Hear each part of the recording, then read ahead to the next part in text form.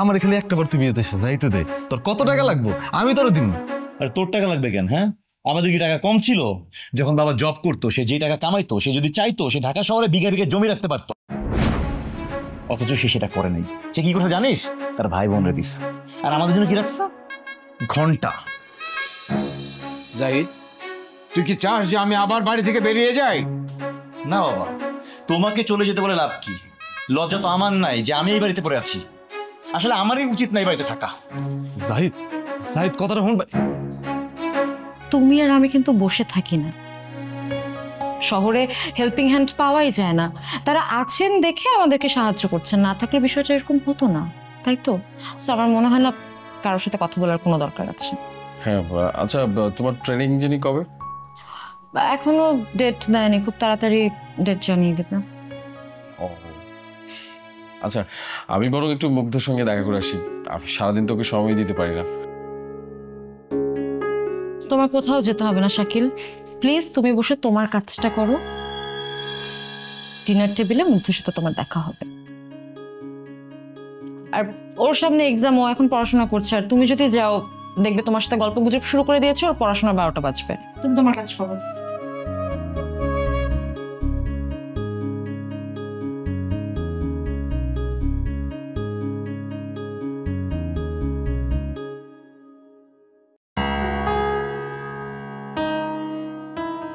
মামা, মন খারাপ করে থাকেন না, যা হনের তা তো হয়েই গেছে।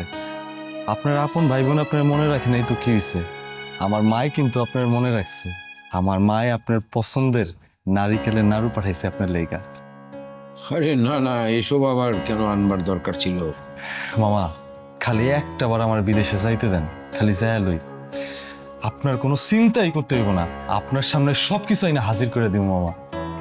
আমার কিচ্ছু লাগবে না, তুই ভালো থাকিস, তোর মাকে ভালো রাখিস। মা ভালোই আছে মামা, কোনো সমস্যা নাই, মারে দেখাশোনা করার লোকও আছে। মিন্টু ভাই, তুমি কোন দেশে যাচ্ছ? সৌদি যাইতেছি। সবকিছু ঠিকঠাক থাকলে খালি প্লেনে চড়ুম, তারপর প্লেনের থেকে নাইমা সাহেব বাবুর মতন ডিউটি করুম।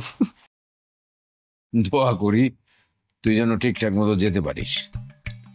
মিন্টু, তোর মামাকে বলে যা, কথায় কথায় খালি মাথা গরম করে, মাথাটা যেন ঠান্ডা রাখে। ঠিক হইতেছেন মামি, আমি কমু তখন মামা রে। ওরে বাবা রে বাবা, মামা এই যে জ্ঞানী লোক, মামার জ্ঞান দিয়া পুরা গ্রামটা চলতো। মামারে যে কি সম্মান করতো গ্রামের সবাই, ওরে বাবা রে বাবা। মামারে এখনো সবাই সম্মান করে, তাই মামা তো এখন আর গ্রামে যায় না, তাই আর কি। অপশন তো নাই, যাবে কেমনে? হ্যাঁ, সম্পত্তি যা ছিল সব তো বিক্রি করে ভাই বোনরে দিয়ে দিচ্ছে।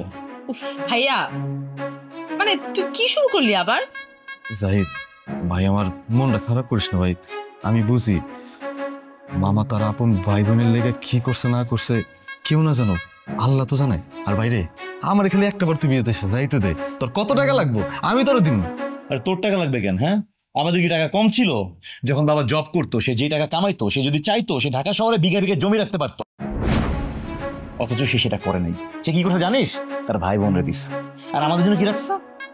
ঘন্টা। জাহিদ, তুই কি চাস যে আমি আবার বাড়ি থেকে বেরিয়ে যাই? না বাবা, তোমাকে চলে যেতে বলে লাভ কি? লজ্জা তো আমার নাই যে আমি এই বাড়িতে পড়ে আছি। আসলে আমারই উচিত নাই বাড়িতে থাকা। জাহিদ, জাহিদ কথাটা শুন ভাই।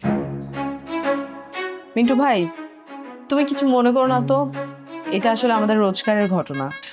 তুমি অনেক কথা বলেছো, সারাদিন অনেক কষ্ট করেছো, যাও তুমি গিয়ে ভাইয়ের সঙ্গে ঘুমাও, যাও।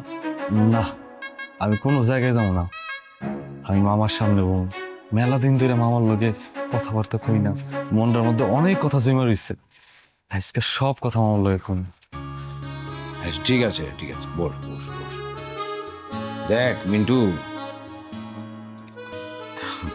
তোদের সাথে তো আমাদের আত্মীয়তার কোনো সম্পর্ক আসলে নাই। তোর মা আমার প্রতিবেশী বোন, কিন্তু একজন প্রতিবেশী বোন হিসাবেও আমার প্রতি তার যে টান, আমার নিজের ভাই বোনেরও এতটা টান নাই। তারা কখনো ভুলেও আমার কোনো খোঁজ খবর নেয় না, আর যে কারণে আমার ছেলে মেয়েদের কাছে আমি প্রতিদিন তাদের ব্যাপারে খোঁটা শুনি। বাবা প্লিজ তুমি মন খারাপ করো না, ভাইয়া একটু ডেসপারেট হয়ে আছে আসলে। ভাইয়ার তো কোনো চাকরি নেই, মানে একটা চাকরি খুব দরকার ভাইয়ার। শোনো, তুমি আর এখানে বসে থেকো না, যাও ঘুমের ওষুধটা খেয়ে ঘুমিয়ে পড়ো, যাও। মামা আপনি একদম কোনো চিন্তা করেন না, আমি খালি একটাবার বিদেশে যাই লই না, আমি সবকিছু ঠিক করে দিব, আপনি নিশ্চিত থাকেন।